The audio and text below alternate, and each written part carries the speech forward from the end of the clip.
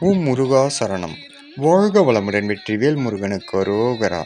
இன்றைய நாள் இனிய நாளாக அமைய எல்லாம் வல்ல அப்பன் முருகனின் அருள் எல்லோருக்கும் கிடைக்கப் பெறுக.